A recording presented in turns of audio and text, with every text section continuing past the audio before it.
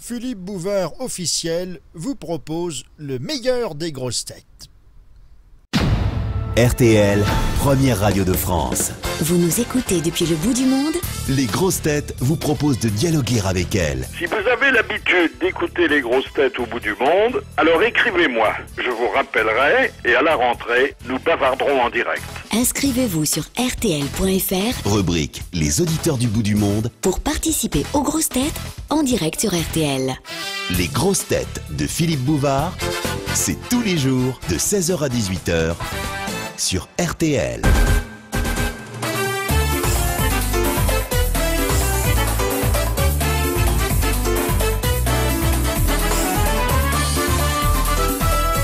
Les grosses têtes de l'été avec Philippe Bouvard Sur RTL. Bonjour, d'origine différente mais d'efficacité comique comparable, Jean-François Derek et Anthony Cavana sont deux talentueux jongleurs de mots. Grâce à l'écriture, Derek a transformé un vieux complexe d'infériorité en un complexe de supériorité tout neuf qui lui a permis de rejoindre l'interminable cortège des moralistes, mais avec des pensées bien à lui. Sa vision de la société contemporaine est très personnelle. Il condamne l'usage des préservatifs avec réservoir, il fait rimer Internet avec branlette, il prétend qu'on peut porter un bonnet de jour sans être un bonnet de nuit, il n'accorde sa mansuétude aux Miss France que si ce sont des brunes à forte poitrine, et il réclame sur l'air des lampions qu'on affiche la traçabilité des filles comme celle des bovins.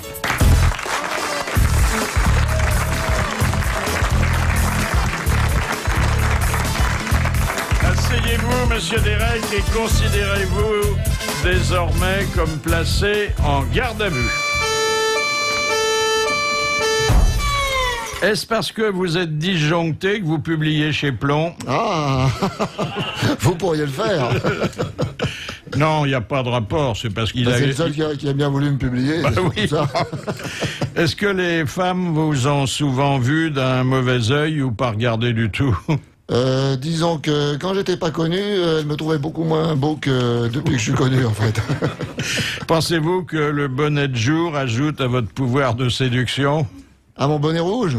Oui, enfin Oui. le bonnet rouge. Ah, oui. Là, kaki, c'est parce que vous appréhendez qu'il y a une guerre, peut-être, non? mais parce que parce que mon bonnet rouge, c'est mon bleu de travail. Alors, bon, si vous voulez, Je veux dire, ça met en valeur l'ovale délicat de Exact. votre visage. Avez-vous essayé de rencontrer votre petite cousine, Beau Derek? Je l'ai rencontré et en fait, je me suis rendu compte que c'était mon cousin. Aimez-vous vraiment plus que les autres, les brunes à gros nichons? Bah, c'est-à-dire que oui, parce que, en fait, vous savez, on dit toujours, pour être bien avec une femme, il faut avoir des centres d'intérêt communs. Alors moi, ça va être difficile, puisque justement, mes centres d'intérêt, c'est les brunes à gros nichons. Pourquoi refusez-vous les préservatifs avec réservoir? Bah, parce que je trouve que c'est idiot, on va pas stocker, il n'y a pas la guerre, hein.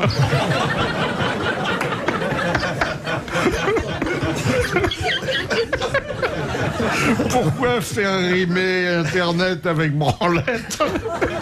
Bah, parce que ça rime, hein.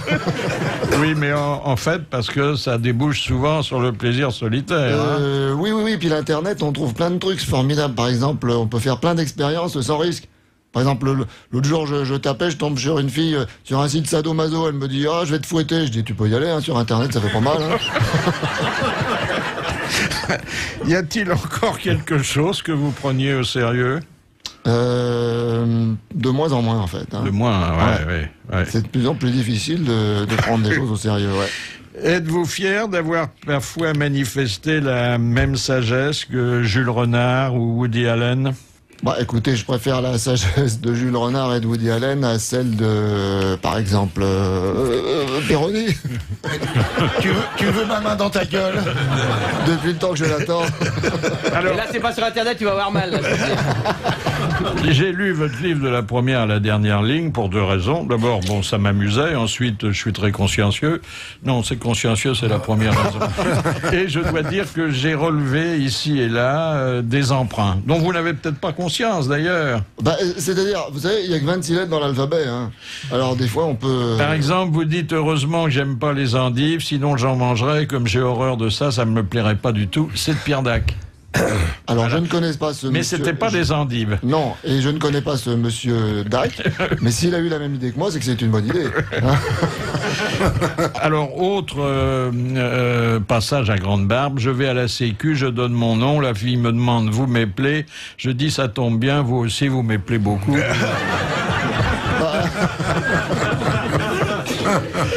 Le restaurateur chinois qui demande à sa femme un 69 en pleine nuit, elle dit, mais qu'est-ce que tu veux faire d'un poulet au soja à 3 heures du matin? Nous l'avons raconté pendant des années, toutes les semaines. Ah oui, mais tout le monde n'écoute pas les grosses têtes tous les jours. C'est vrai. Mais enfin, vous les avez pas ratés, apparemment. L'autre jour, je vois un copain qui me dit, je t'invite à une partouze. Combien on sera? Si tu viens avec ta femme, on sera 3. Bon, un classique.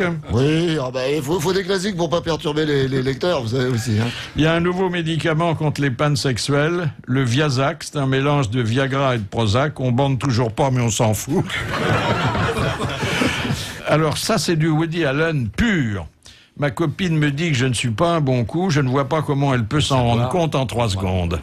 Alors ça, c'est du Woody Allen. Écoutez, mais ça prouve que les grands esprits se rencontrent. Absolument, hein. parce que, oui, absolument. La masturbation permet de faire l'amour avec quelqu'un qu'on aime bien. C'est aussi du Woody Allen. Mais vous ajoutez, au moins on n'a pas à payer le resto, on n'est pas obligé de faire la conversation après. C'est vrai. Et sur la masturbation, il y a une phrase d'un acteur dont j'ai oublié le nom, mais que vous allez sûrement, dont vous allez sûrement vous souvenir, qui est celui qui jouait Lassner dans Les Enfants du Paradis, qui disait « Je me masturbe toujours avec la main gauche, comme ça j'ai l'impression que c'est un autre. » Alors, il paraît que Shakespeare n'a jamais existé. Ses pièces auraient été écrites par un autre mec qui s'appelait également Shakespeare. C'est une vieille légende. C'est mensuration, 90, 60, 90, et l'autre jambe pareil. On avait dit ça à propos de Régine, hein, déjà.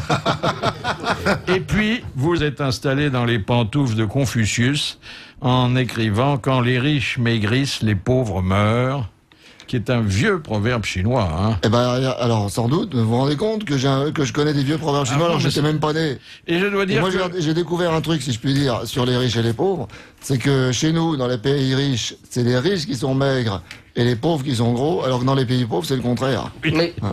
Tout le reste, c'est de vous. Alors bon, c'était une petite parenthèse. Hein. Est-ce pour séduire davantage les spectatrices que vous ôtez votre alliance avant d'entrer en scène?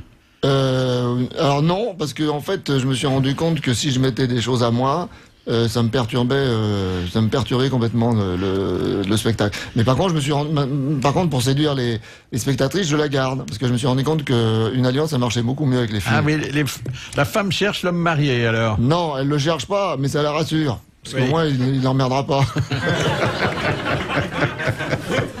Comment peut-on, comme vous affirmez le faire, parler l'anglais et ne pas le comprendre? Ah bah, c'est-à-dire, oui, parce que un type, un jour, il va chercher du boulot, on lui demande est-ce que vous parlez anglais, il dit, je sais pas, j'ai jamais essayé. Non, mais vous parlez une espèce de sabir que vous pensez être de l'anglais. Ah bah oui, mais comme on m'a jamais dit que c'était le contraire. On vous le dit pas parce qu'on comprend rien. Voilà. Puis on vous le disait, vous comprendriez pas non plus. Mais c'est ça, non, c'est ça le problème avec les langues étrangères, c'est que moi, je comprends assez bien. Quand je vais par exemple en Angleterre, j'ai arrêté de parler parce que j'arrive assez bien à m'exprimer. Mais quand on me répond comme je comprends pas, eh ben je me dis il faut que j'arrête de parler parce que sinon on va pas arrêter de me répondre.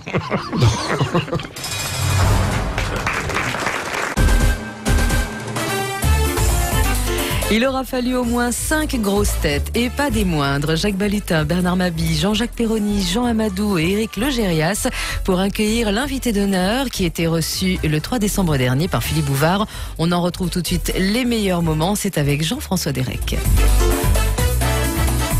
Quelques questions. D'abord de Monsieur Moza, qui a dit « Je suis fier d'avoir remarqué que quand une femme pète, tout de suite après, elle tousse. » Coluche. Non. Kersozon. Desproges. Non. C'est toujours vivant? Oh non. Oh non. C'est Jean 23. Jules Renard. C'est Jules Renard. Bonne réponse de Bernard Mabille. Mais il n'y a pas qu'une femme. Hein, Il n'y a pas que la femme qui fait ça, c'est un réflexe automatique. Il y a la vieille histoire du poète qui est reçu par un pape au Vatican, puis il est tellement ému, le poète, qu'il laisse échapper une flatulence incongrue, et alors il se tortille sur son siège, et le pape aimablement lui dit « Vous cherchez la rime ?» Non, parce que, en revanche, c'est vrai, parce que les hommes, en général, eux, arrivent à péter en même temps. En même temps, oui, ça c'est... Et tousser en même temps. Alors que les femmes, c'est après. Ah, Mais oui. ça vous vaut quelques réflexions désagréables du genre... Oh là là, quand il tousse, ça pue la merde. Ça, c'est embêtant. Ah oui, oui. Ça, c'est embêtant. Ah oui, j'ai remarqué aussi. Il y avait un type aussi, quand il pétait dans un ascenseur, il se tournait vers une dame, il disait « Ne vous inquiétez pas, madame, on dira que c'est moi. » Question de Madame Bresson de Pierrefonds, qui a dit « Jeanne d'Arc mourut dans la Seine-Maritime et dans les flammes, en lançant vers Dieu ce cri d'amour. Froid, moi, jamais. » Des proches. C'est des proches. Bonne réponse de Péroni. C'est des proches. Alors, la sécurité, c'est évidemment un point fort de cet ouvrage. Hein. Oui, la sécurité, oui. Parfois, c'est à la campagne. Hein. La sécurité à la campagne. On a arrêté un jeune cutéreux. Ah bah oui. Alors, on dit, ah bon, c'est quoi? C'est un jeune agriculteur? Non, c'est un jeune qui travaille les vieilles au cutter.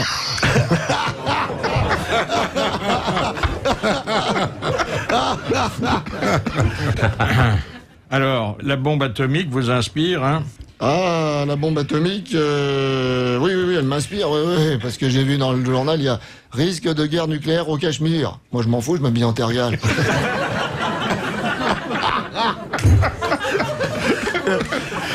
Le racisme. Ah, le racisme. Moi, c'est vrai qu'on a plus facilement tendance à dire à un noir, tu es mon frère, que tu es mon beau-frère. Allez, c'est vrai, ça, c'est très bien. Et d'ailleurs, je peux dire aussi que je pense, à mon avis, que le racisme aura entièrement disparu quand un noir nul et incompétent aura le droit de diriger Airbus. Et puis, il y a la sécurité sur les routes. Hein. Ah oui, alors on dit par exemple, maintenant, du week-end de Pâques, 10% de morts en moins sur les routes. Par contre, le nombre de ressuscités est toujours stable. Vous citez Saint-Exupéry. Hein. Ah oui. Oui, parce que Saint-Exupéry disait, l'amour, ce n'est pas se regarder l'un l'autre, c'est regarder ensemble dans la même direction. Alors moi, j'ajoute, c'est comme quand on regarde la télé, alors.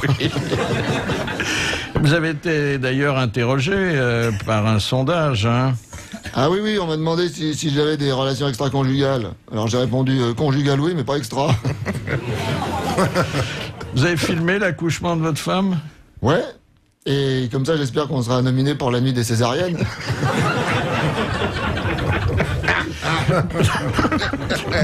Depuis que votre femme vous a quitté? Depuis qu'elle m'a quitté, maintenant je forme une famille recomposée, mais uniquement de moi-même.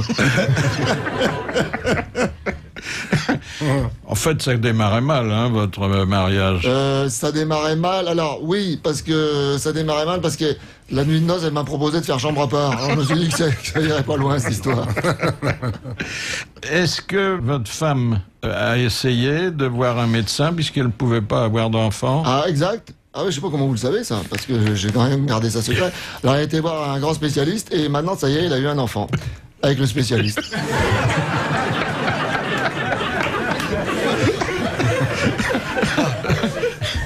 Alors on dit que les hommes ne veulent pas s'engager, c'est faux. Ah, c'est absolument faux, parce que moi, par exemple, je peux vous dire, l'autre jour, je rencontre une fille dans une boîte, et je lui dis, je m'engage à te sauter et à plus jamais te revoir. Eh ben, j'ai tenu parole. Le divorce est de plus en plus facile. Oui, mais par contre, rencontrer la personne dont on divorcera plus tard, c'est de plus en plus difficile, j'ai remarqué. Alors, il y a aussi des pensées cosmopolites. Hein. Vous vouliez donner pour l'Arménie? Bah oui, parce que bon, je trouve que c'est quand même un bon geste. Puis alors, je me suis gouré de boutique, j'ai donné pour Armani. Et alors, quand je m'en suis rendu compte, je me suis dit, c'est vrai que ça a quand même vachement augmenté le prix des fringues là-bas.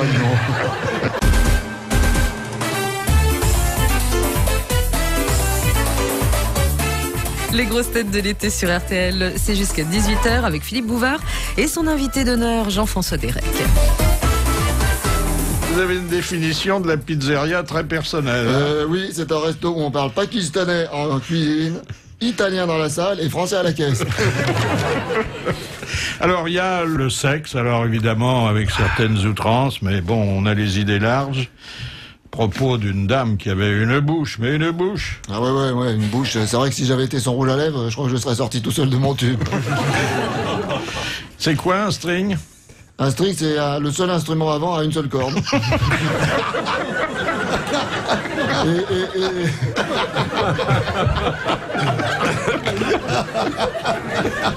Et pour les femmes fortes, j'ai inventé le strong. C'est comme un string, mais avec du cap de 22, si vous voulez.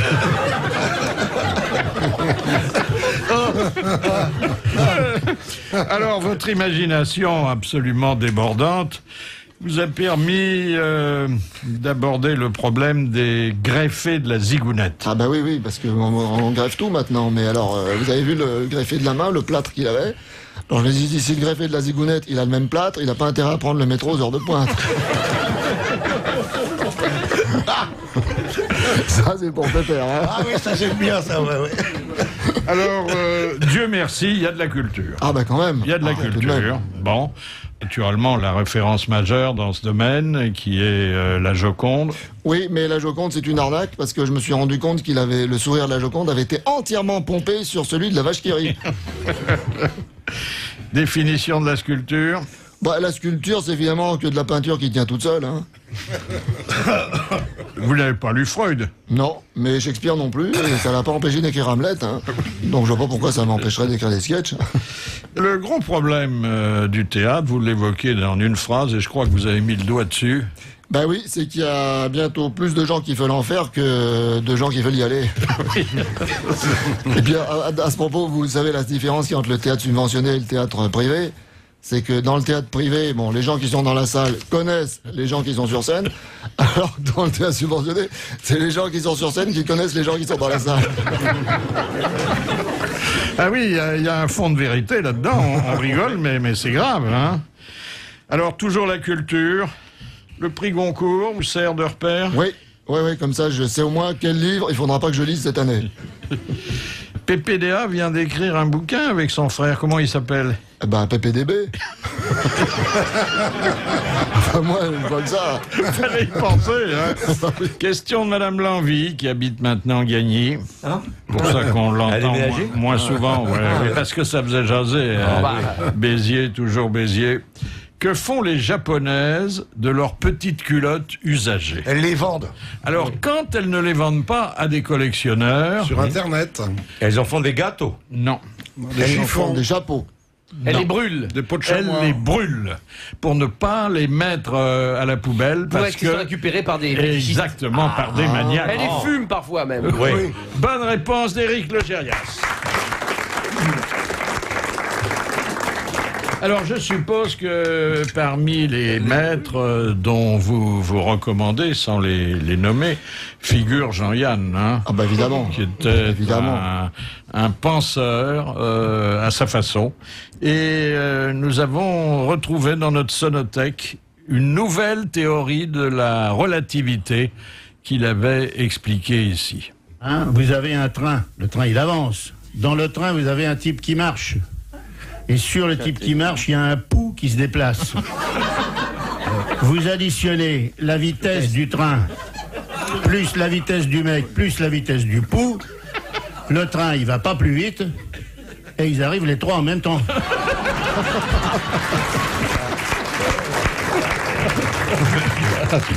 Ah, c'est génial, hein. Ah, c'est imparable. Ah, c'est pas mal. C'est imparable. Et d'ailleurs, si je peux me permettre aussi une découverte personnelle à propos de la relativité, c'est qu'on dit qu'il n'y a rien qui va plus vite que la lumière.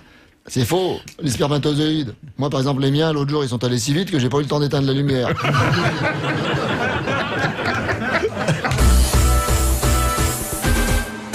L'auditeur du bout du monde.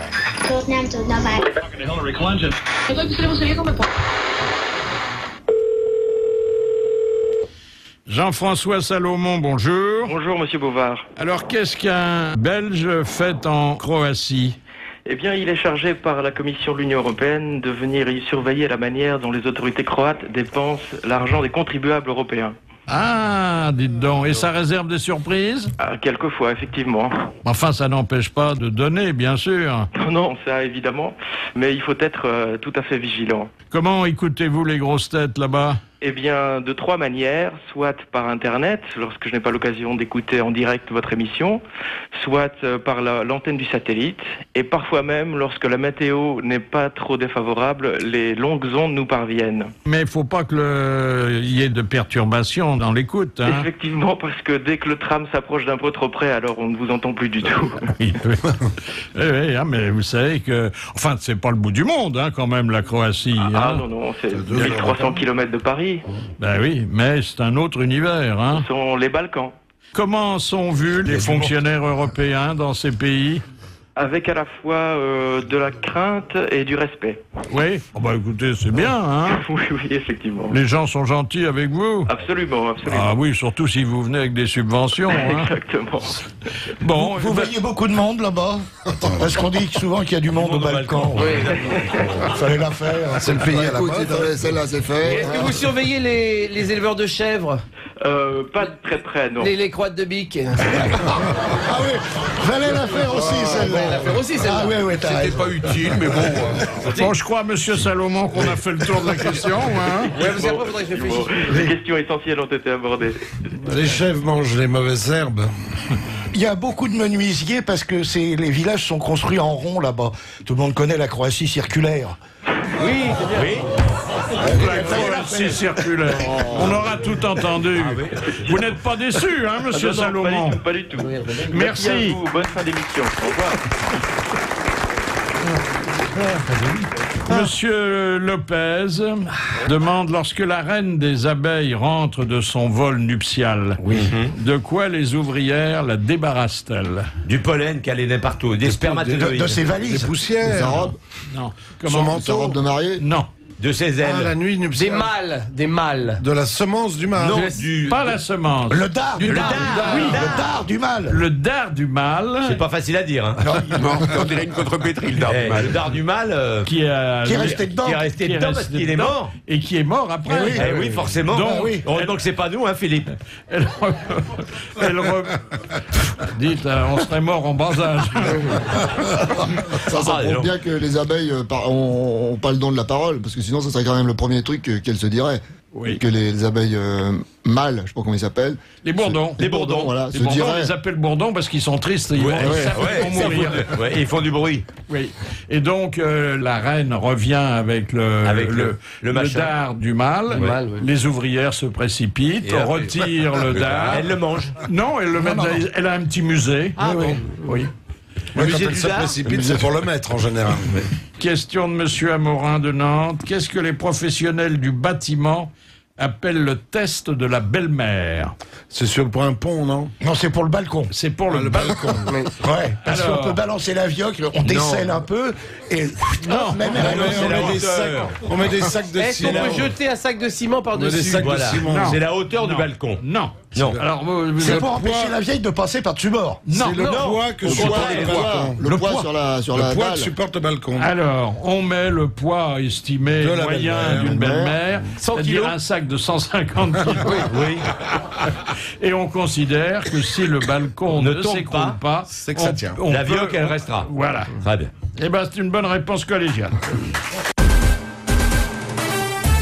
C'était dans le grand studio d'RTL le 3 décembre dernier. Jean-François Derek était l'invité d'honneur de Philippe Bouvard et de ses grosses têtes. On retrouve les moments forts de cette émission. C'est tout de suite et c'est sur RTL. Jean-François Derek, vous souvenez-vous de vos pubs à la télé? Ah oui, j'en ai fait une pour les petits chocolats. Oui. Et puis j'en ai fait une avant encore. Moi, c'est celle que j'ai préférée, là. Pour les WC à broyeur. Ah, oui. Oh, formidable. quelle réussite. Ouais. Bah, c'est-à-dire que parce que je me promène dans la rue, puis je vois ces gars-là qui me... Je croise ces gars-là, il me dit, il n'y a que toi qui peux faire passer les problèmes de transit intestinaux. Donc... C'est un grand compliment, Ah, bah hein. oui. Ah, oui. Ah, ça m'a marqué, ça, hein. Vous vous en souvenez, en ça? plus, c'était les premiers broyeurs, hein. Ah oui, donc ça marchait pas très bien. Ça Non, ressortait, tout ça. il mangeait pas tout. Non. C'est encore à la main. Pourquoi a-t-on mis tant d'années à s'aviser que vous étiez un personnage de Fédo? C'est-à-dire tant d'années, ça, alors là, qu'est-ce que vous voulez, moi... Il fallait qu'il y ait un metteur en scène, puisque l'auteur est mort. Perrin, ouais, c'était Francis Perrin. Oui. Et on a fait une captation, effectivement, de La Dame de chez Maxime pour France 2. Oui. Et ça, c'était assez sympathique. Mais malheureusement, c'est des pièces qu'on peut plus jouer sur scène. Il y a 28 personnages. Et puis des costumes, et puis des décors, et puis des... Ah oui. Qu'est-ce qui vous a rapproché de François Bayrou ? Ah, oui, alors bon, c'est-à-dire que j'ai... Il n'y avait pas beaucoup de monde. Si, non, j'ai pris position pour François Bayrou pour les présidentielles. Ça l'a beaucoup aidé, d'ailleurs. Hein. Oui, mais ça, c'est le problème de la boisson. Hein. Des fois, vous faites des trucs, après, vous regrettez. Moi, il a fallu qu'on monte les images pour que vraiment... Et alors, ce qui était... Ah oui, alors, c'était assez amusant, c'est que quand il avait fait son grand meeting à Bercy... Donc j'étais là, il y avait les VIP, people, enfin tout ça. Et puis il y avait les parlementaires. Alors il faisait son grand discours. Eh bien, nous allons supprimer les inégalités. Tout le monde, ouais. Redonner du travail, tout le monde, ouais. Et puis supprimer le cumul des mandats. Alors plus personne chez les parlementaires. Et j'en entends un qui se penche vers son voisin qui dit oui, mais ça c'est pas valable pour les sénateurs. Hein. Comment expliquez-vous votre allergie au catéchisme ? Ah, alors ça, c'est parce que, si vous voulez, moi j'étais, parce que je suis d'origine juive polonaise. Moi, mes parents, ils m'avaient, comme tous les juifs de cette génération, ils avaient tiré un trait sur le passé, essayé d'élever leurs enfants pour devenir plus français que les Français. Donc moi, on m'avait fait aller au catéchisme. Et je comprenais rien du tout à cette religion, à cette histoire de le père qui envoie son fils et qu'il n'y a pas de mère, il faut trouver une mère de substitution, et le père est cocu, enfin tout ça, je comprenais absolument rien. En plus, ce père, qui était tout puissant, si vous voulez remettre de l'ordre sur terre, il avait qu'à claquer des doigts, non ? Et alors un jour, je demande à mon père, donc qui était qui n'était pas pratiquant, mais qui était une sorte de dieu dans la famille. Je lui dis, mais alors papa, j'y comprends rien, moi, cette histoire. Donc chez les catholiques, il y a 3 dieux, chez les juifs, il y a un dieu. Combien il y a de dieux, Antoine? Il me dit, écoute, mon fils, pour nous les juifs, c'est très simple. Il n'y a qu'un seul dieu et on n'y croit pas. Le vocabulaire, c'est important, hein? Ah oui. Très, très important. Très important. Par exemple, la façon dont on nomme les différents doigts de la main. Ah oui. Par exemple, l'auriculaire. Bon, l'auriculaire, c'est pour l'oreille. Oui. Donc l'annulaire, c'est pour l'anus. Ah bah oui. Logiquement, oui. Logiquement. Il y a les mots en id aussi, normalement. Par exemple, homicide, c'est quand on tue un homme. Donc suicide, c'est quand on tue un Suisse. Alors là, une petite méchanceté gratuite. Enfin non, parce que vous avez des droits d'auteur. Maintenant qu'il est à la retraite, Yves Saint-Laurent pourra s'occuper du bâton de berger. Oui, mais ça, je savais que ça avait fait rire Pépère. Hein. Écoutez, monsieur Desraies. Ça, c'est pour Pépère, donc je le regrette, franchement. Vous regrettez? Non, oui, je le regrette. Bon. Faut pas. Ah, il y a un proverbe que j'aime bien. Plus ta ligne de chance est courte, plus ta ligne de RER est longue. Surtout avec les grèves. Hein. Entretien d'embauche. Ah oui, alors le mec il arrive, il dit, alors on lui demande qu'est-ce que vous faisiez avant, il dit, je travaillais chez Bouchard et Fils. Il dit, ah bon, qu'est-ce que vous faisiez là-bas? Ben il dit, je faisais le fils. Ça c'est con. Philippe Bouvard et les grosses têtes de l'été, 7 jours sur 7. c'est sur RTL. Alors, une idée de télé-réalité. Ah voilà, alors il y a eu Survivor, maintenant je propose Showmator. Showmator, après avoir travaillé 25 ans à 1000 € net, Gérard, Chantal et les autres sont licenciés de leur usine de poulet dans le Nord. Arriveront-ils à survivre dans cet environnement hostile où le taux d'humidité est de 90% et le taux de chômage de 25%? Ça fait une émission sociale. Oui. Quelle est l'importance de l'à peu près dans la pensée? L'importance de l'à peu près dans la pensée? Oui, enfin dans la maxime, ce qu'on appelle l'à peu près, dont Carlos est un des champions. Quand vous dites par exemple, Piaf dit à Cerdan, allez, venez, Milour, bon. C'est bien ça. Quand vous parlez de André Rieu et ses rillettes, Oui, ça c'est de l'à peu près. Oui, parce qu'avant il y avait eu Claude François et c'est Claudette, c'est pour ça. Qu'est-ce que vous reprochez aux Miss France?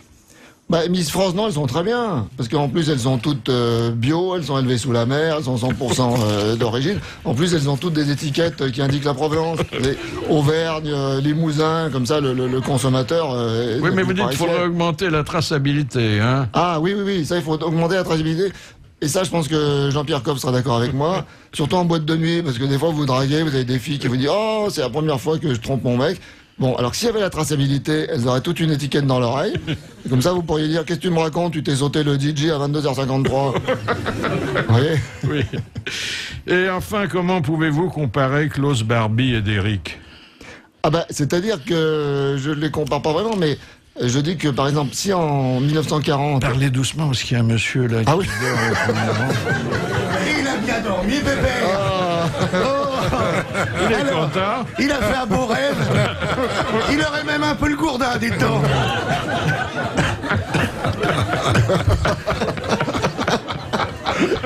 Non, je disais que en France, on n'aimait pas la police allemande.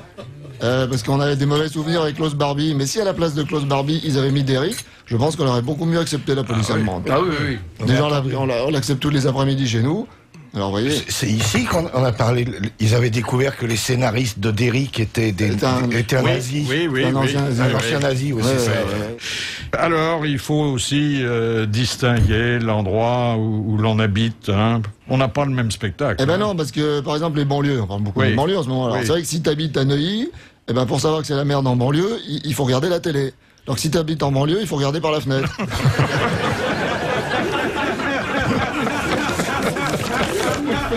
Et sur les banlieues aussi, je voulais dire un truc. On dit toujours, mais pourquoi ces jeunes brûlent toujours les voitures qui sont en bas de chez nous? Ben moi je dis, il faut arrêter de se poser la question, parce qu'après, ils vont venir les brûler en bas de chez nous. Alors vous, qu'est-ce que vous êtes politiquement, socialement? Moi je suis anarchiste, tendance monégasque. Ah oui, ça va pas loin. Enfin si, ça va si, jusqu'à là-bas. Anarchiste, monégasque, en religion aussi, je suis monégasque. Parce qu'il y a le paradis fiscal. Oui. Vous avez pensé à lancer un nouveau parti? Ah oui. Je vais lancer un nouveau parti de droite, le SLIP. Soutenons le libéralisme et l'initiative privée. Rejoignez-moi, tous avec moi dans mon slip. Là, c'est un joli slogan, tous avec moi dans mon slip. Hein. Naturellement, il y a un petit coup de chapeau à Ségolène. Hein. Ah, Ségolène, c'est formidable. L'autre jour, je la vois à la télé, je trouve qu'elle a vachement bien parlé. Hein. Par contre, de quoi, ça, elle l'a pas dit. À propos des campagnes électorales, une question qu'on ne pose jamais, pourquoi les hommes politiques font-ils les marchés? Oui, alors qu'ils achètent jamais rien. On se demande d'ailleurs quand est-ce qu'ils bouffent en dehors des campagnes électorales. Vous êtes pour le septennat ou pour le quinquennat? Non plus, non, j'ai bien réfléchi. Moi, je suis pour le mandat d'1 an. Vive l'ananas. Jacques Balutin, Bernard Mabille, Jean-Jacques Perroni, Jean Amadou et Éric Legérias sont les grosses têtes de Philippe Bouvard aujourd'hui. Philippe Bouvard qui reçoit Jean-François Derek et son bonnet. Question de Madame Brémond. Dans quel manuel de savoir-vivre peut-on apprendre à se suicider sans vulgarité ou à vieillir sans déranger les jeunes? Dans des proches. Le manuel de savoir-vivre à l'usage des impolis et des rustres et des malpolis. Et des malpolis de Pierre Desproges. Oui. Bonne réponse d'Éric Legérias. Question de Madame Helleux de Landéan. Quelle partie du corps humain ne change-t-elle pas de taille pendant toute la vie? L'oreille. L'œil. L'œil. Vous avez l'œil. Ah bon? Oui. Moi, j'ai remarqué, c'est pour ça que les bébés ont des très grands yeux parce que. Ce qui n'est pas tout à fait pour moi, vrai. c'est le sexe aussi, j'ai remarqué. Une question de Monsieur Lepelé. Ah bah tiens. Vous me pelez. Vous aussi. Comment s'appelait l'épouse américaine de Clémenceau dont il divorça? Ah. Alors là, il n'y a que Amadou qui peut répondre, c'est inconnu. Je crois que je l'ai. Il était au mariage. Il était au mariage. Il était témoin, alors merde. C'est lui qui a nous a amené les dragées. Il nous a dit que la pièce montée était super bonne. Malheureusement, non, j'ai oublié son nom. C'est une comédienne? C'était Mary. Non, c'était pas une comédienne, non. C'était Mary. Oui. Mary du 16e. Mary Perkins. Mary Pickford. Mary Pickford. Elle lui a pris beaucoup d'argent et elle portait bien son nom. Picsou. Ah, c'est pas mal. Monnaie. Pick money, pick dollar, pick euro. Dollar. Voleuse. Freak. Elle lui a pris beaucoup d'argent. Mais Quand même que Jean Amadou connaisse pas le nom. Ah, puis il s'en fout là maintenant. De cette femme qu'il a fait reconduire dans son pays. Oui, mais. Parce qu'il la supportait plus. Il a gardé les gamins quand même. Il l'a ruiné. Hein. Il a gardé les gamins, mais il l'a fait reconduire chez elle. Elle piqué dans la caisse? Non. Mairie de Paris.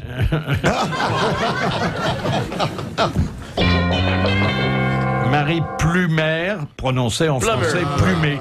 Plumé. Elle l'avait plumé, Marie. Jean, t'aurais dû savoir Oui, ça. j'aurais dû le savoir. Bah oui. Eh oui. Vous avez une autre question sur Clémenceau? Parce que Jean va finir fâché avec Clémenceau et il aurait de la peine. Question de Monsieur Scran de Dunkerque. De quoi accusa-t-on Edison lors de sa première présentation du phonographe? De plagiat? Non. De sorcellerie? De sorcellerie? Non, on a prononcé un mot à propos de ça qui, évidemment, devait ruiner la prétention de l'inventeur. D'avoir téléchargé le fichier. Illégalement. De ventriloquie. De ventriloquie. Bonne réponse de Péroni. Oui, mais en même temps, c'était l'orchestre de la garde républicaine. L'enregistrement, c'est difficile à faire, hein, même un bon ventriloque. Et puis l'inventeur, c'est Charles Cros. Et c'est Charles Cros, quand même. Ah, oui. Oui. Ah, le cousin de Clémenceau. Alors, des raccourcis, il y en a dans Mes pensées à moi, puisque c'est le titre du livre de Jean-François Derek, à propos de la chasse à courre. Hein. Ah, alors la chasse à courre, si vous voulez, ça c'est un truc extraordinaire. C'est un sport soi-disant pour riches, mais en fait on peut le pratiquer en plein Paris. Et même pauvre. Même pauvre. Il suffit de trouver un bistrot avec une chasse d'eau, un bistrot à la turque. Donc vous tirez la chasse et vous courez. Mais il faut remettre son pantalon avant. Hein. Là, naturellement, les impôts vous ont aussi inspiré. Hein. Bah oui, parce que j'ai remarqué un truc, c'est qu'on paye des impôts, dont une partie sert à payer des fonctionnaires, chargés de vérifier si on a bien payé les impôts qui servent à payer ces fonctionnaires. C'est Donc vrai, on pourrait peut-être faire des économies quelque part. Ah oui, sûrement, sûrement. Alors, quelques exemples de réflexions qui vont plus loin que les autres. Hein. Comment Besancenot fait-il pour répéter le même discours depuis 40 ans alors qu'il n'a que 33 ans? Oui, ça c'est un mystère. Oui. Et la violence qui ne résout rien? Bah, la violence ne résout rien. Par exemple, l'autre jour, bon, j'étais en voiture et puis je vois un type devant qui est mal garé. Alors je lui dis, monsieur, vous êtes mal garé. Il me dit, va te faire reculer. Bon, bah j'y suis allé et quand je suis revenu, il était toujours mal garé. Hein. Les grosses têtes de l'été avec Philippe Bouvard. De 16h à 18h sur RTL.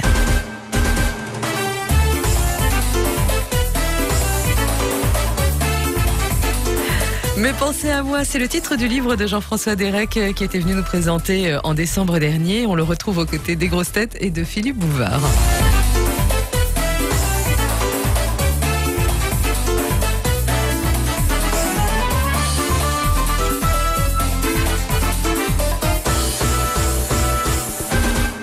Bon, vous avez compris qu'il y a là-dedans de quoi réfléchir, beaucoup de quoi rire aussi, hein, parce que on passe un bon moment. Et puis on pense que derrière, il y a une expérience, il y a des expériences vécues, hein. Il y a pas mal d'expériences vécues. Alors évidemment, je sais que vous allez me parler, vous allez me demander si je me trouve beau ou pas beau, non peut-être?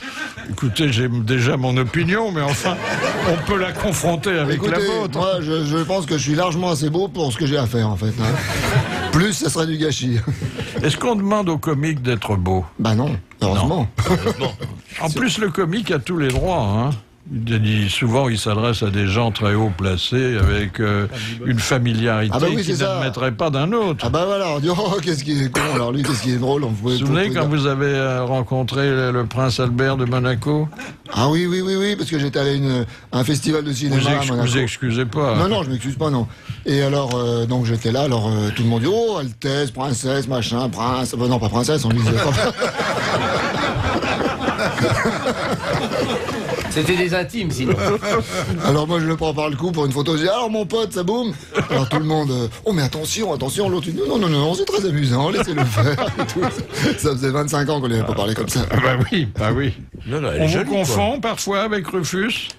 Ah oui, alors, oui, de temps en temps, oui. Alors, un jour, il y a une dame dans la rue qui veut me demander un autographe. Et puis elle me court derrière, et puis alors, donc je signe l'autographe, elle me dit, mais vous êtes pas Rufus? Ah, je dis non, bah non, moi je suis Derek. Ah, elle me dit, ah oui, Derek il fait les sketchs. Je me dis, oh bah écoutez, ça tombe bien, parce que Rufus, je l'aime pas du tout.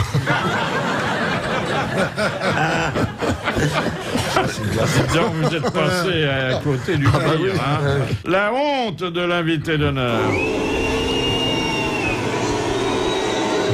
Vous vous souvenez de votre honte, Jean-François Derek? Ben, j'avais 16 ans, j'étais à Grenoble, Et puis, j'avais une bande de potes, hein, et puis on voulait aller à Saint-Tropez, et en mobilette. Hein. Donc Grenoble, Saint-Tropez en mobilette. Donc on a mis 5 jours à peu près. Et alors on allait là-bas, c'était la horde sauvage qui avait débarqué, on allait draguer toutes les filles possibles et imaginables. Et on faisait les durs et tout, on n'avait même pas pris de tente et tout, on se disait on va trouver des gonzesses, on va dormir chez elles. Et on s'était donné rendez-vous en bas de chez moi, tous avec nos petites mobilettes. Et puis on part, à ce moment-là je vois ma mère qui arrive derrière, comme ça en poussant des cris, en agitant les bras, etc. Alors je dis, qu'est-ce qui se passe, qu'est-ce qu'on est obligé, je reviens. Elle est là, elle agite un paquet, elle dit, tu as oublié ton pyjama. Oh la honte. La honte totale. Alors après, chaque fois que j'essayais de draguer une fille, il y avait toujours un mec qui apparaissait par la tête qui disait, dis donc, t'oublies pas ton pyjama. Hein. Ça c'est la mère juive, hein. Ah ben ça c'est la mère juive, c'est sa beauté, hein. Mordeville à Longa à côté, c'était une autiste, on peut dire. Vous êtes marié? Moi-même? Oui. Ouais. Enfin, vous-même avec quelqu'un d'autre. Ah bah oui, on peut pas être marié tout seul. Hein. Non. Marié en France ou à l'étranger? Ah, à Las Vegas. Ah, mais ça vaut rien en France. Si, il faut le faire valider. Vous êtes allé au consulat? Ah non, il faut le faire valider à Nantes, au service des... Faut mettre le certificat nuptial dans une machine à sous, non? Presque. Non, c'est-à-dire que là-bas, ça dure 3 minutes, et en France, évidemment, pour le valider, ça dure 6 mois. Hein, c'est sûr. Mais quel est l'avantage de faire ça à Las Vegas? On n'a personne à inviter. Voilà. On connaît personne, hein. On n'a pas obligé d'inviter. Non, puis Las Vegas, c'est formidable parce que c'est la ville la moins chère des États-Unis, en fait, si on joue pas d'argent. Ah oui. Il y a des hôtels fabuleux, des suites extraordinaires à 100 €. Bon, ce qui est pour des grandes suites, c'est... Enfin, on se fait remarquer si on joue pas, hein. On se fait remarquer, oui. Et vous savez que je me suis marié dans le même endroit que Elvis et Mick Jagger. Et quand j'ai dit au mec que j'étais une vedette donc française, il m'a mis en photo avec Mick Jagger et Elvis Presley quand même. Non, c'est pas de la tarte, hein. Et vous avez eu droit au mariage religieux? Non, c'est des marauds, c'est des trucs à l'américaine, alors c'est pas très bien ce qu'ils c'est-à-dire ils fournissent les témoins. Ils fournissent tout. Mais c'est un pasteur, pasteur quand même. Il y a tout. C'est un lawyer. Non, on s'est marié en voiture en fait. Donc tu sors pas de ta voiture. Ah sympa, c'est le drive-in du mariage. Oui, voilà, c'est ça, oui. Ah c'est sympa. Et pour la nuit de noces, vous n'êtes pas sorti non plus. Ah, ça fait un beau souvenir. Hein. Oui, c'est sympa. Et vous avez remarqué, Philippe, qu'on peut être marié avec soi-même et laisser quand même une veuve. La veuve Poignée. Philippe Bouvard et les grosses têtes de l'été. 7 jours sur 7. C'est sur RTL.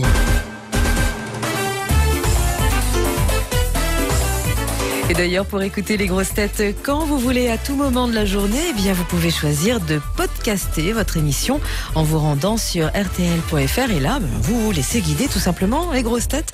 On ne s'en lasse pas d'ailleurs, on les retrouve immédiatement. Jacques Balutin, Bernard Mabille, Jean-Jacques Perroni, Jean Amadou et Éric Logérias, aux côtés de Philippe Bouvard.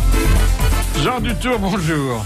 Bonjour, M. Bouvard. Question de Madame Legrand. Dans la fable de La Fontaine, les médecins, quels sont les noms des 2 médecins?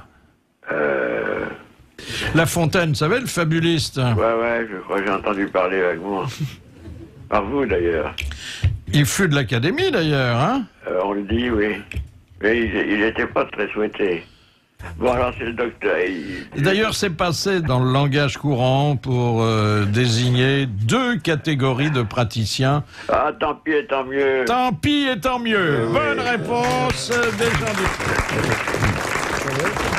Hein, ça vient de loin, ça. Oh là là. Docteur tant pis, docteur tant mieux. Hein. Deuxième question de Monsieur Borin de Bougival. Qu'est-ce qu'un indulte? Ah, c'est un truc papal, ça. Oui, ça vient du pape. Ça vient du pape et c'est envoyé aux évêques. C'est envoyé à tout le monde, à tous ceux qui en ont besoin. C'est une indulgence, comme une indulgence? Alors c'est mieux encore qu'une indulgence. C'est un pardon. C'est un pardon. C'est un pardon. Je demande pardon. Alors, on peut considérer que la réponse de Jean Dutour est bonne, puisqu'il a dit que ça vient du pape, alors que moi j'avais dit que ça venait de Bougival. Il était sur la voie du Seigneur, là. Merci, Monsieur Dutour, à demain. Ça vient aussi de Bougival.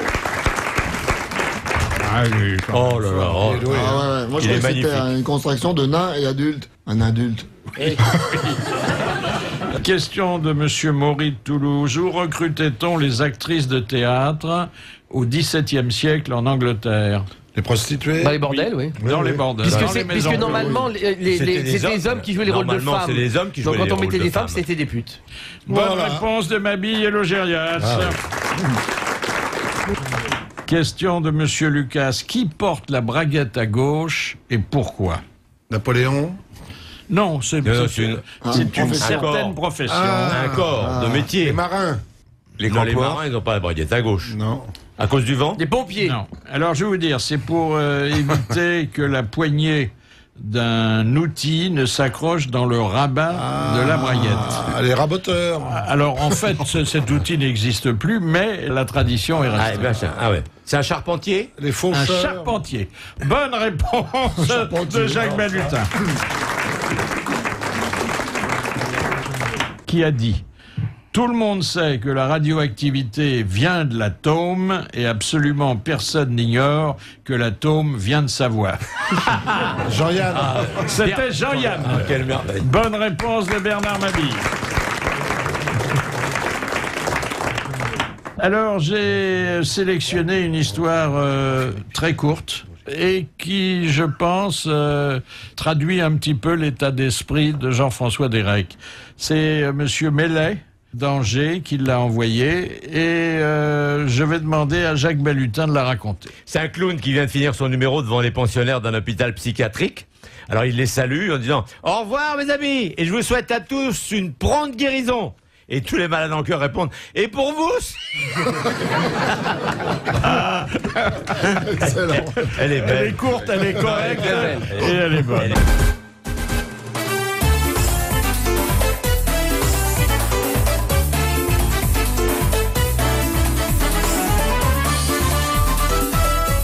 Les grosses têtes de l'été avec Philippe Bouvard sur RTL. Avec tout ce qui lui est arrivé de tragique depuis 5 ans, Anthony Cavana a réussi à composer un spectacle hilarant de 2 heures.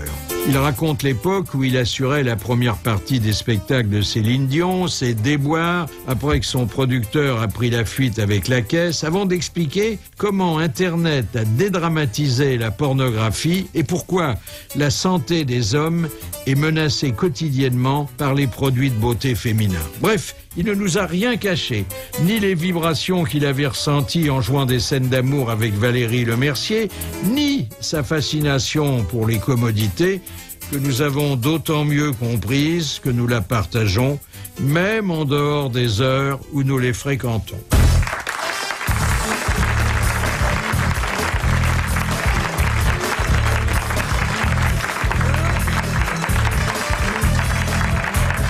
Asseyez-vous, Monsieur Cavana. Bonjour. Et considérez-vous désormais comme placé en garde à vue. Racisme. Anthony Cavana, qu'est-ce qui a le plus changé depuis votre dernier one-man show et depuis l'abolition de l'esclavage? Depuis l'abolition de l'esclavage, il n'y a pas grand-chose qui a changé. C'est encore un noir qui travaille et des blancs qui regardent. Et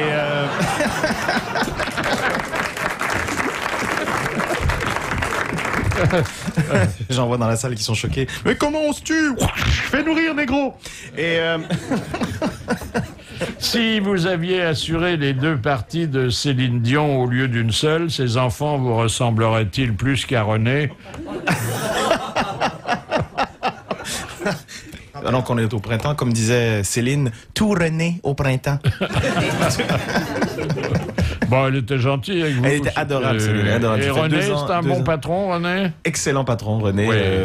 Il faut René, il a la voix du mafieux. C'est OK, Anthony. oui, il me parlait comme ça. Il me parlait comme ça. Ah, ouais, je vous avais déjà raconté l'anecdote, mais je vais vous le raconter encore. Quand je suis arrivé à Paris pour la première fois en 95, je faisais la première partie de Céline et c'est l'année où il y avait les grèves incroyables à Paris, où tout le monde était en grève, les camionneurs, tout le monde, les chemins de fer, tout le monde. Donc j'arrive à Paris avec l'équipe américaine et canadienne, mais on est sur le cul, il faut le dire. On comprend pas. Elle dit le pays est bloqué, tout est. Et on part des Champs-Élysées pour arriver à Bercy, et ça nous a pris 3 heures en bus. 3 heures pour arriver. Bon, OK, on arrive. Moi, j'arrive du Canada. J'ai pas dormi. Donc, c'est moi qui assure la première partie. Juste avant de monter sur scène, René vient me voir. Il fait Anthony, tout cas, je voulais te dire que t'as des couilles grosses comme ça. Parce que t'es jamais venu en France. Les gens te connaissent pas. T'as pas adapté ton spectacle. Bonne chance. Juste avant de monter sur scène. Juste avant de monter sur scène, il me dit ça. Et en fait, il était jaloux parce qu'il en a peut-être des plus petites. Hein. Et les gens savaient pas qu'il y avait une première partie, donc quand je suis arrivé, ils ont éteint les lumières, tout le monde, ah, c'est Hélène, tout le monde criait, c'est Hélène. On éteint les lumières, et de Montréal, Anthony Cavana. C'est qui ce con? Comment provoquer le rire en parlant du racisme, qui est pas un problème drôle, hein? C'est vrai que c'est pas évident. C'est aussi bon, c'est plus facile pour moi d'en parler, bien sûr, que pour un blanc d'en parler ou de. Ça dépend. Si on est noir, ouais. Si un blanc va en parler en Afrique, il a les mêmes problèmes. Absolument, hein. Tout à fait. C'est vrai, absolument. Dans le spectacle, j'essaie toujours de dédramatiser les choses et on est là pour rigoler. J'essaie en même temps de pousser la limite, d'être jusqu'au bord du précipice, sans aller trop loin. Mais je tape sur tout le monde. Donc il y a personne qui est choqué. Je tape sur moi, je tape sur les blancs, les noirs, les jaunes, les musulmans, les juifs, tout le monde. Sur les bambous. Sur les bambous aussi, effectivement. Peut-on imaginer qu'il y ait sur une autre planète une vie moins évoluée que chez nous?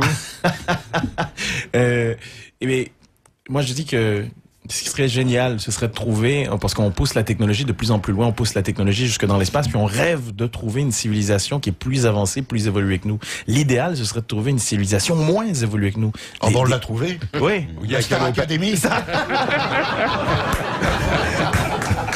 Il n'y a qu'à aller au Parc des Princes, vous avez tout ce qu'il vous faut comme civilisation moins évoluée. Hein. Ah oui, ça c'est oui. On l'a vu ce week-end. Alors, comment vous l'imaginez? Ce serait de trouver une situation moins évoluée, des gros bouseux de l'espace.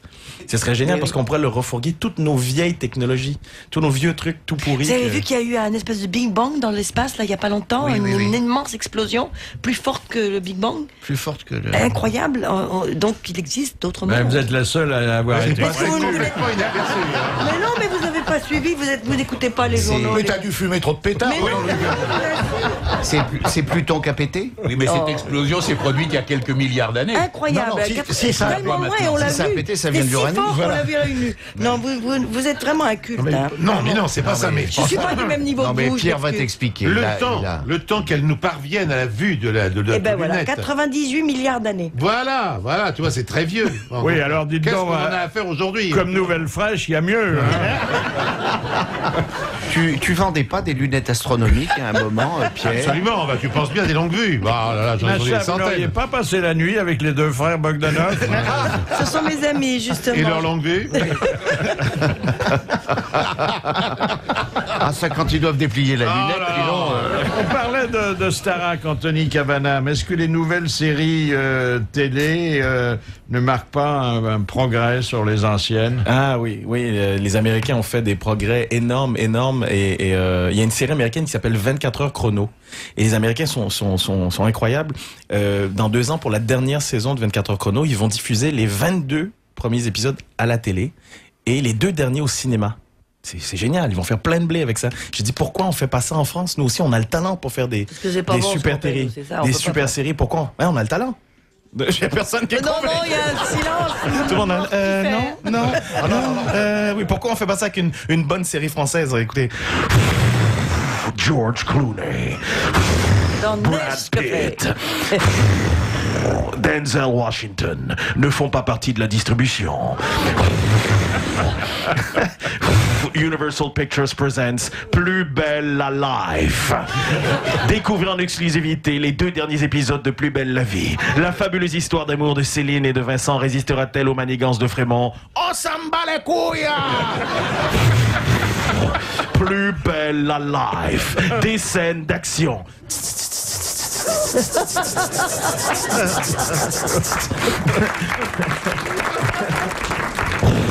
Plus belle la life. Des scènes d'amour. Allez l'OM, allez l'OM. Plus belle la life. Du suspense. Vincent, tu m'as trompé? Non, pourquoi? Je sais pas, j'ai la faufoune qui me gratte. Plus belle la life, le 10 avril dans les salles.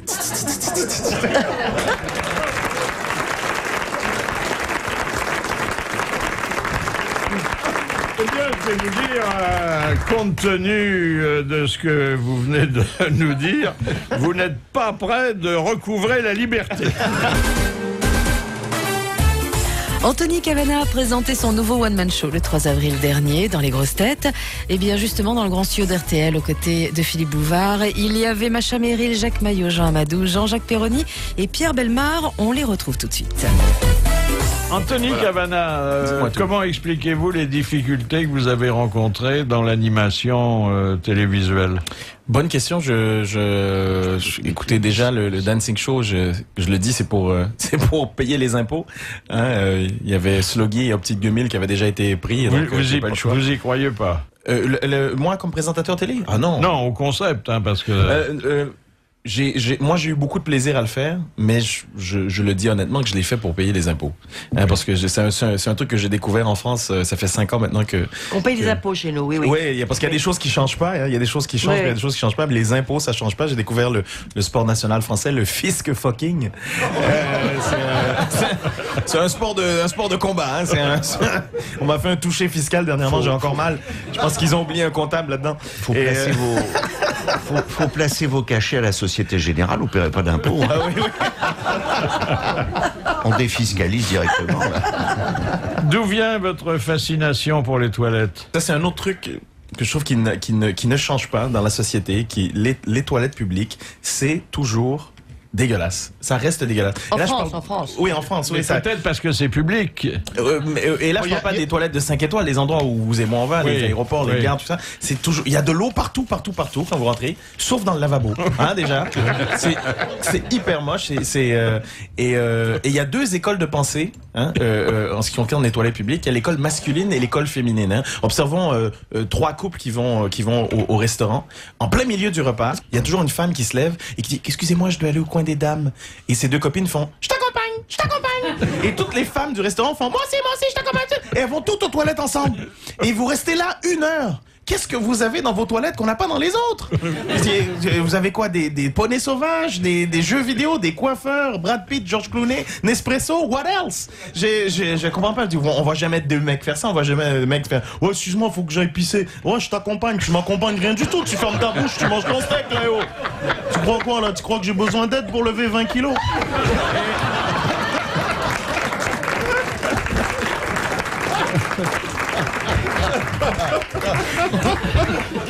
Qu'est-ce qui vous a décidé à vous faire couper les cheveux? C'est ma copine. Un soir, je suis rentré à la maison, elle m'a regardé, elle a fait mon amour, je te regarde, tu fais souvent des conneries qui font rire les gens, tu passes souvent à la télé, t'as les cheveux longs, tu chantes. En fait, t'es le Francis Lalanne noir. Le lendemain, j'étais chez le coiffeur. Et ça a changé beaucoup ça a changé la perception des gens. Je me suis coupé les cheveux et puis les gens me regardaient plus de la même façon. Du jour au lendemain, je me souviens, exemple, le voiturier de mon restaurant préféré. J'avais les cheveux longs, c'était toujours le traitement royal. Bonjour Monsieur Cavana, vous allez bien? Je m'occupe de tout. Bon appétit, dites bonjour à madame. Je me coupe les cheveux, j'y retourne le lendemain. Eh oh, la compagnie créole, tu dégages avec ta caisse pourrie là? Ou j'appelle les flics? Monsieur Cavana, je l'avais pas reconnu. C'était une blague, hein? Je vais la garer, oh et oh et. C'était un peu ça, Les scènes d'amour vous ont-elles rapproché de Valérie Mercier? J'ai eu la chance énorme de tourner avec elle. Et de l'embrasser longuement. Et de l'embrasser. On s'est embrassé pendant une des premières scènes qu'on a faites ensemble. On s'est embrassé 3 jours sur un pont juste à côté de l'église Notre-Dame. Pourquoi? Parce que les premières prises étaient pas bonnes ou parce qu'elle aimait ça?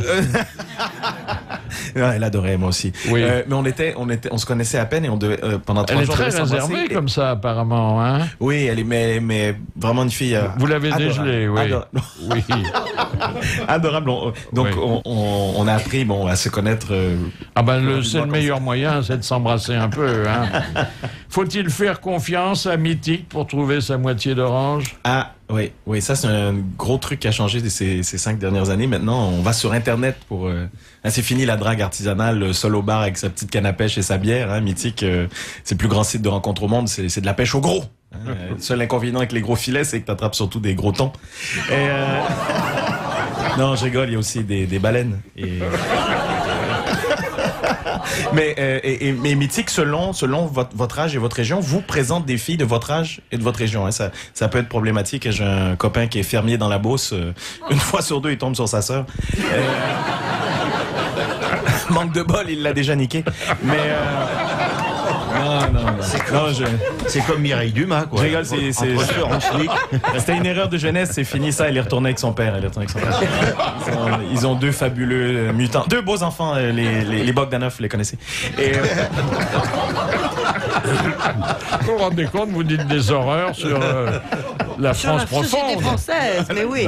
Et dans une émission, on n'en dit jamais. On n'en dit jamais, oui, c'est ça. C'est pas le genre de la maison. Mais les Bogdanov, ils ont déménagé, ils habitent Menton maintenant, il paraît. Les grosses têtes de l'été avec Philippe Bouvard, c'est sur RTL. RTL Info, Daniel Ferrin. La baisse du prix du pétrole doit être répercutée à la pompe. Déclaration ferme de Christine Lagarde. La ministre de l'économie sera vigilante. Reportage dans RTL Soir dans une station d'essence du Nord. Vrai ou faux, ce qu'en pensent les automobilistes et ce qu'ils ont constaté en faisant le plein. Sans oublier bien sûr le Club Jalabert à 18h30. À tout à l'heure. RTL Soir, du lundi au vendredi à 18h sur RTL.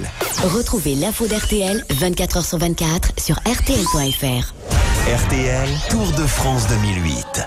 Christian Olivier sur le Tour. L'Espagnol Carlos Sastre à 7 km 400 de l'arrivée ici à l'Alpe d'Huez est le virtuel maillot jaune du Tour de France 2008. Il a attaqué dans les premiers mètres de l'ascension et il possède actuellement 55 secondes d'avance sur les autres favoris de ce Tour, mais surtout sur l'un de ses propres équipiers qui n'est autre actuellement que le maillot jaune Frank Schleck. À l'heure qu'il est, à l'heure où nous vous parlons, Carlos Sastre est donc le virtuel maillot jaune du Tour de France 2008. Mais quand on fait les comptes, on s'aperçoit que Carlos Sastre ne possède qu'une quinzaine de secondes d'avance sur Cadel Evans, qui pour l'instant se contente de suivre Cadel Evans. Il limite la casse et ça, c'est formidablement bien géré en vue du contre-la-montre de samedi. C'est évidemment une situation très très provisoire, mais pour l'instant, Carlos Sastre est le grand bonhomme de la journée ou de cette fin de journée, Philippe Sansfourche. Oui, il est bien, Carlos Sastre. Il a une belle posture sur son vélo. Il est assis, il n'est même pas en danseuse. Il a ouvert son maillot évidemment parce qu'il fait chaud dans cette montée avec beaucoup de monde, beaucoup d'ambiance pour encourager les coureurs. Carlos Sastre qui semble bien parti, il a créé l'écart comme vous le disiez, 1 minute d'avance maintenant au dernier pointage. Il est donc un virtuel maillot jaune et derrière eh bien, on essaye d'attaquer notamment encore les CSC avec le maillot jaune Frank Schleck, mais également deux attaques déjà d'Andy Schleck, le frère cadet, pour essayer d'imprégner les différences de rythme et pour éventuellement tenter de décramponner Cadel Evans pour essayer de porter des attaques incessantes pour casser le rythme et éventuellement donc porter atteinte à l'intégrité du classement pour Cadel Evans qui pour l'instant eh bien, se montre tout à fait insensible à ses attaques. Il a laissé Sastre partir, il a toujours un œil sur Frank Schleck et Evans pour l'instant maîtrise bien cette montée de l'Alpe d'Huez. Et il n'est pas certain que les accélérations tout à l'heure d'Andy Schleck pour revenir notamment sur Goubert, le français qui n'est absolument pas dangereux au classement général, soit du goût de Carlos Sastre, car en même temps qu'Andy Schleck accélère pour revenir sur Goubert, eh bien il ramène également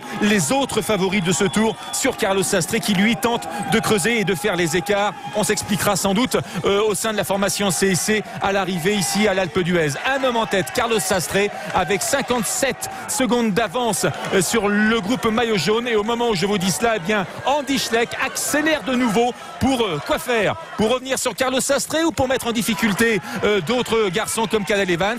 La tactique de la formation CSC est bien difficile à décrypter. À tout à l'heure pour la suite de cette ascension vers l'Alpe d'Huez. Coup de pompe, la friction de Foucault stimule avant le sport et revitalise après l'effort. Friction de Foucault, la lotion énergisante pour le corps, en pharmacie et sur foucault.fr. FOUCAUD.fr. Les grosses têtes de l'été sur RTL jusqu'à 18h avec Philippe Bouvard et son invité d'honneur, Anthony Cavana, tout de suite. Êtes-vous fidèle à votre blonde? Oui, très fidèle, très fidèle. Ça fait 5 ans maintenant que je suis avec ma copine et c'est ma relation la plus longue. Hein. Avant, ma relation la plus longue, c'était 5 fois. Donc, vous faites vite le calcul, hein, ça fait une nuit. Et je vivais en Islande à l'époque, les nuits durent 6 mois, s'il vous plaît. Et ce qui est incroyable, parce que ça a changé ma vie, puisque là, depuis qu'on est ensemble, mes hormones vont dans tous les sens et mon horloge biologique sonne. Et j'ai envie d'avoir un enfant. Enfin, un enfant que je vais reconnaître. Et j'en parlais avec Albert de Monaco, il me donnait des conseils. Et là, j'ai dit à ma copine, mon amour, je veux un enfant. Elle m'a dit, à moins de te faire greffer un utérus, ça va être coton. Moi, je l'ai pas trouvé drôle, hein, donc elle m'a dit qu'on a le temps. J'ai dit, mais c'est sûr, elle a 15 ans, c'est normal qu'on a le temps. Non, elle a pas 15 ans, elle fait 15 ans, elle en a 13. Et c'est un peu chaud comme ça à la maison. J'ai peur d'être le vieux papa aussi, parce que j'ai 38 ans, donc j'ai toujours cette peur. Si ça continue comme ça, je pourrais même plus jouer au foot avec mon gamin. Ça va être OK papa, bon, ton déambulateur, ça va être la cage début. Moi, je vais être Zidane. Et moi, je fais quoi? Toi, t'es le père Fouras. OK, mets-toi là-bas. Que faites-vous durant les minutes qui précèdent votre entrée en scène? Je salue mes parents. Et parce que mes parents sont décédés, donc avant de monter sur scène, à chaque fois je les embrasse. J'embrasse la scène. Et je serre mon... Comme le pape. Le pape, il fait ça. J'embrasse pas la scène. Je donne un bisou sur ma main. Mais je touche la scène et quand mon manager est là, je le serre très fort. Je lui dis, je te donne toute ma merde, toute ma nervosité. Et après, il y a le régisseur. On se fait aussi l'accolade. Et il me dit, rendez-vous en bas de la page. Et après, je monte sur scène. Il y a toujours des rituels comme ça. Oui, hein. Avez-vous gardé un bon souvenir de la fête de la musique? Ah, c'est bien qu'on en parle. La fête, maintenant, j'en ris beaucoup. La fête de la musique. Alors, c'était il y a 2 ans. Il y a 2 ans, c'est ça? Oui, il y a 2 ans. Donc, 21 juin, en fait, c'est la loi de Murphy. Tout ce qui pouvait arriver de mal est arrivé. Il faisait, en 21 juin, il faisait genre 12 degrés dehors. Il pleuvait. Je devais commencer en hélicoptère. L'émission, il y avait du vent, donc on n'a pas commencé en hélicoptère, j'ai commencé sur le toit de la Défense. Il y avait donc il pleut, la sono explose. Pendant le spectacle, le prompteur me lâche 2 fois. Une fois en plein milieu d'une chanson, je suis en train de chanter Allumer le feu. J'ai 3 danseuses autour de moi. Allumez le feu, allumez. Et il y a plus de prompteur. Et là, je répète Allumer le feu à peu près 70 fois parce que je connais pas le reste des paroles. Donc je savais plus quoi faire. Et qu'est-ce qui est arrivé? Il y avait la bagarre dans la foule. Les CRS sont rentrés 3 fois. On l'a jamais vu à la télé parce que ils ont pas mis. La scène s'est transformée en patinoire parce qu'il pleuvait. Donc j'avais dans l'oreillette le réalisateur qui me disait meuble parce que il y a plus rien qui marche. Sur scène, le régisseur qui me disait meuble parce qu'il y a trop d'eau sur scène, les danseurs se cassent la gueule. Et donc c'était un cauchemar. C'est un truc qui devait à l'origine aller très vite. On avait 50 variétés et donc j'ai dû meubler 45 fois. Et je devais seulement interviewer 4 personnes. Et les artistes ont vu que j'ai interviewé une personne, donc ils ont décidé.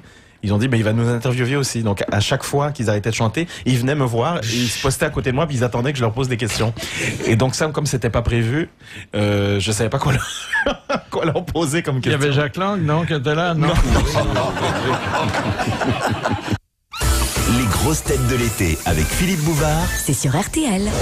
RTL, Tour de France 2008. Et à quelques kilomètres de l'arrivée, on retrouve Christian Olivier sur le tour. 5 km 400 de l'arrivée, toujours un homme en tête, l'Espagnol Carlos Sastre qui possède 1 minute et 45 secondes d'avance sur le groupe maillot jaune. Son équipier Frank Schleck, Andy Schleck également, les frères luxembourgeois, mais également le coureur australien Cadel Evans. Carlos Sastre pour la victoire d'étape et pour un maillot jaune également, et pour peut-être creuser un peu l'écart sur Cadel Evans en vue du contre-la-montre de samedi. Pour l'instant, l'avance est d'une 50aine de secondes au classement général désormais pour Sastre par rapport à Cadel Evans. Ce n'est pas encore suffisant, bien évidemment. Sur la moto RTL, Philippe Sansfourche. À 5 km de l'arrivée, exactement, avec toujours énormément de supporters des colonies hollandaises, danoises, norvégiennes venus encourager tous leurs coureurs.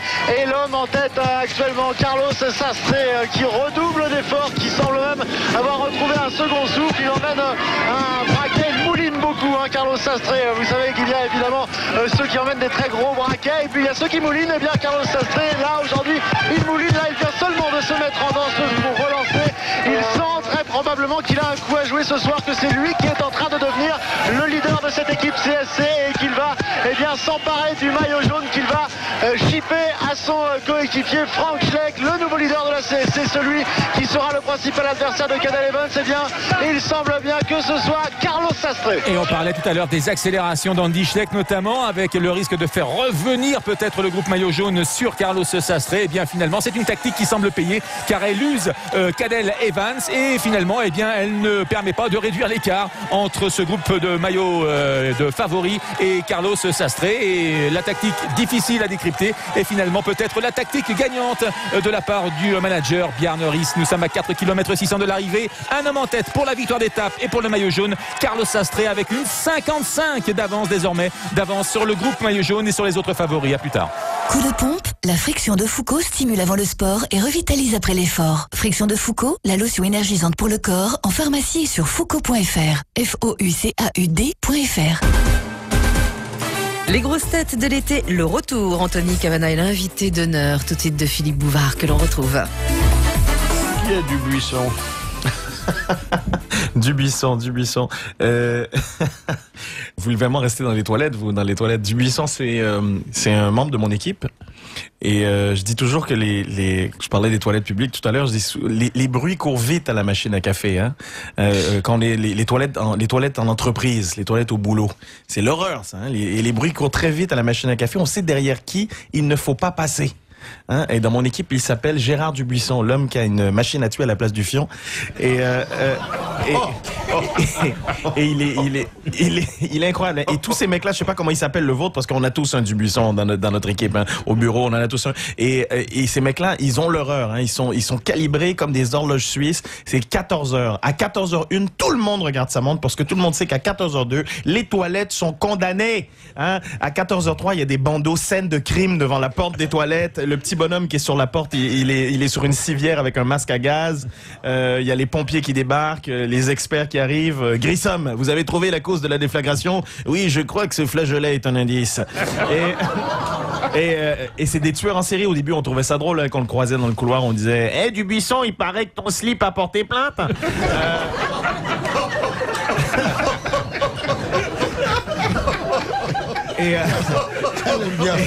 Ça, on l'aurait pas trouvé. Même Péroni.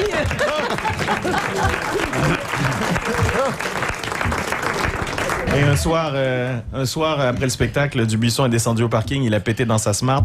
On l'a retrouvé asphyxié sur le klaxon. Quand les secours sont arrivés, il pensait qu'il était mort depuis 6 semaines à cause de l'odeur.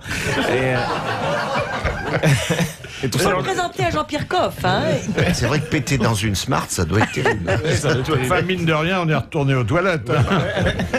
Avez-vous retrouvé le producteur qui s'était enfui avec votre caisse? On l'a retrouvé, et là, il y a la brigade financière qui... Mais on n'a pas retrouvé la caisse, peut-être? On n'a pas retrouvé la caisse, par contre. Oui, il y a 2 ans, le dernier spectacle que j'ai fait, 10 jours avant le spectacle, le producteur est parti avec l'argent. Toutes les réservations. Toutes les réservations. Il est parti. Il s'est barré et puis. Et il avait quelqu'un de malade dans sa famille? Non, lui était malade. C'est un grand mythomane. Alors pour votre tournée, là, celle qui démarre, tout va bien. Vous faites attention. Ah oui, je fais très attention et tout va super bien. On vient de faire un mois au Bataclan, ça a été génial et là on commence la tournée. Donc je suis très heureux. Le public a pas oublié, le public est toujours là. Est-ce que c'est par nervosité ou par goût que vous rongez les ongles? J'imagine que c'est la nervosité. Je fais ça depuis que je suis gamin. Quand il a les cheveux longs, il a les ongles longs aussi. Quand il a les cheveux courts, il a les ongles courts. J'ai les ongles courts et je me ronge les ongles, effectivement. Vous imaginez un lépreux qui se range les ongles? Non, mais j'imagine parfaitement la main d'Anthony sur un plat d'argent à côté des petits fours. Oui. On pourrait s'y tromper. Ça fait un peu éclair au chocolat de loin. Éclair au chocolat. Oh, c'est les petits éclairs, alors, vraiment. Petit mais délicieux. Pourquoi vous moquez-vous des accros à la chirurgie esthétique? Parce qu'aujourd'hui, on va chez le chirurgien comme on va chez McDo. C'est un autre truc qui a changé. On y va. Bonjour docteur. Alors écoutez, je vais prendre 2 bigs, un petit Q-Light et une grande frite pour mon mari, s'il vous plaît. C'est vrai qu'en plus, les femmes font des budgets, elles se disent, je change de voiture cette année, non, je changerai pas de voiture, j'irai chez le chirurgien. Oui, il y a des arbitrages comme ça. Ah oui, c'est vrai. Il y a le Botox aussi maintenant qu'on utilise beaucoup pour être toujours frais, toujours lisse. Alors madame, on vous a mis un tout petit peu de Botox, ne vous en faites pas, vous allez garder les mêmes expressions naturelles que Catherine dans son dernier film. Ça va pas loin. Oui. Je n'ai jamais été aussi heureuse de ma vie. Je n'ai jamais été aussi triste de ma vie. Je suis en colère. Je suis ventriloque. Pauvre Catherine. Moi qui espérais l'avoir ici un jour comme invité d'honneur, c'est mal parti. Bon, vous pourrez l'avoir parce qu'elle vaut pas cher maintenant, c'est d'occasion.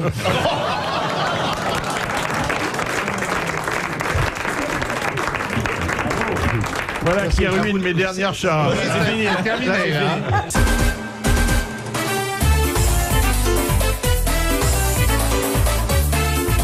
Les grosses têtes de l'été sur RTL avec Anthony Cavana comme invité d'honneur qui se fait chahuter aussi par nos grosses têtes. Aujourd'hui, Macha Merrill, Jacques Maillot, Jean Amadou, Jean-Jacques Perroni et Pierre Bellemare.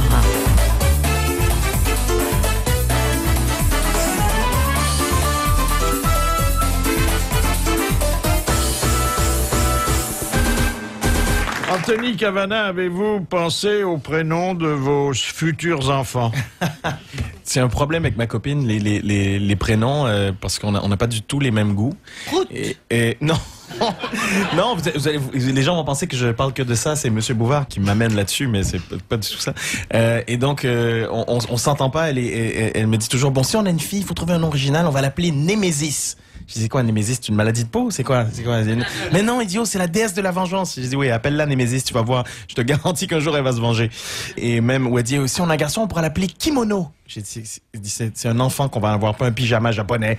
Et j'ai dit, t'as réfléchi 2 secondes, Kimono Cavana, ses initiales, ça va être caca. Tu veux niquer de sa scolarité? J'ai dit, qu'est-ce qui se passe? Mais j'ai vu que c'est difficile de trouver un prénom en ce moment, hein. Il y a des noms à la mode, hein. Cécilia, Rachida, Carla, en ce moment, si j'ai une fille, ça peut aider. Et ça a changé en France en 5 ans. J'ai dit maintenant, Ségolène, ça fait de gauche, et Rachida, ça fait de droite. Ah oui, c'est un gros changement, c'est vrai. Maintenant, tu dis Rachida. Bienvenue à l'UMP, qui aurait cru? Et Britney, c'est plus très à la mode. Les choses ont changé complètement. Il y a 5 ans, Britney Spears était vierge et pure. Et il y a 2 mois, elle était chauve et droguée. Donc, j'ai dit tout a changé. Ça a beaucoup évolué. On a beaucoup évolué. Dans les 5 dernières années, on a évolué plus qu'en 10 000 ans, même juste au niveau technologique. On s'arrête 2 secondes. Ça nous a pris des millénaires pour passer de l'âge de pierre à l'âge de bière, de Cro-Magnon à Cronenbourg. L'homme des cavernes même communiquait par grognement. Heureusement, aujourd'hui, on a le portable. Hein? Quoi? Dans un tunnel, là! Dans un tunnel! Voilà. Je viens de dire parce qu'on a beaucoup progressé. Il y a 200 ans pour faire porte Vincennes, porte Maillot à cheval, il fallait quoi? 1 heure, 1 heure et demie. Mais maintenant, on a la voiture, il faut quoi? 1 heure, 1 heure et demie? C'est fabuleux. On a progressé. On a progressé. La honte de l'invité d'honneur. La honte. Là, il faut faire un flashback. Hein. Vous étiez tout jeune encore. Une des hontes. À 19 ans, mes parents venaient de m'offrir la vieille caisse pourrie qu'on avait. Mes parents l'avaient utilisée pendant 10 ans. Donc, j'ai 19 ans. Mon père achète une nouvelle voiture. Il me donne la caisse. Donc, je suis très content. Et au Québec, à l'époque, il y avait des péages. Il y a des ponts. Il y a des ponts tout autour de la ville de Montréal. Et moi, je vivais en banlieue de Montréal. Donc, je traverse le pont. Il y a le péage. Je baisse la fenêtre. Je balance ma pièce. Je remonte la fenêtre et je rate le panier. On est en pleine heure de pointe. J'étais content. Je suis jeune. J'ai ma bagnole. Je rate le panier. Je remonte la fenêtre. Je sors de la voiture parce que la pièce est tombée à côté du panier. Et c'était la seule pièce que j'avais. Donc, je sors. Je ferme la porte et il y avait un problème avec la voiture. Je ferme la porte et la voiture se verrouille toute seule. Je trouve la pièce, je mets la pièce dans le panier, j'essaie d'ouvrir la porte. Et j'avais un rendez-vous avec j'allais chercher une copine. J'avais un rendez-vous et là, j'arrive plus à ouvrir la porte. Pleine heure de pointe, il y a des centaines de voitures qui attendent pour passer et j'ai bloqué le passage. J'ai dû attendre la dépanneuse pour venir ouvrir la porte. C'était la honte de ma vie. Tout le monde m'insultait. C'était épouvantable. Eh ben, il vous sera beaucoup pardonné pour cette franchise, même un peu tardive. Dernière citation envoyée par Madame Laporte de Digne, qui a dit « Mes parents m'ont placé dans une couveuse avec des verres teintés, tellement j'étais moche. » Johnny Hallyday, non. Pierre Doris. Non. Coluche, non? Non. C'est un de nous? Oui. Tu as pas dit ça, Jean-Jacques? Non.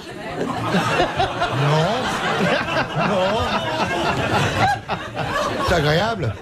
Kersozon, non? C'est vous-même, Philippe? Non. Non, c'est quelqu'un qui est des nôtres sans pour autant être présent aujourd'hui. Oui, c'est Mabille. Bernard? C'est Bernard Mabille. Bonne réponse de Jean-Jacques Perroni. Et c'est à Pierre Bellemare que va revenir la charge de raconter l'histoire du jour envoyée par Madame Briot de Rouen. Un jour de grand vent, une dame qui étrenne un nouveau chapeau sort de chez elle sans le moindre sous-vêtement. À la première rafale, sa jupe se soulève en découvrant son intimité aux passants, tandis qu'elle se cramponne à son chapeau pour éviter que celui-ci ne s'envole. Un agent, témoin de la scène, l'emmène au poste et la dame comparée en justice pour outrage public à la pudeur. Pourquoi, s'étonne le juge, quand le vent a soulevé votre jupe, n'avez-vous pas eu l'idée de rabattre celle-ci plutôt que de retenir votre chapeau? Monsieur le juge, explique-t-elle, tout ce qui se trouve sous ma jupe a plus de 50 ans, alors que mon chapeau, lui, est tout neuf.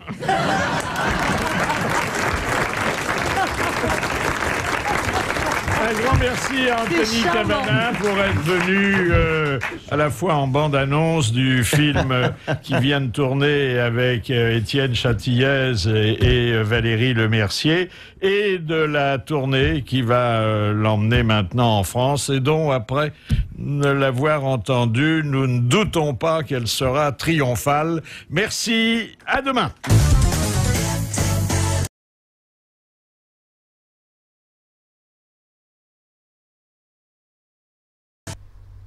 Philippe Bouvard officiel vous remercie de votre fidélité et vous invite à vous abonner.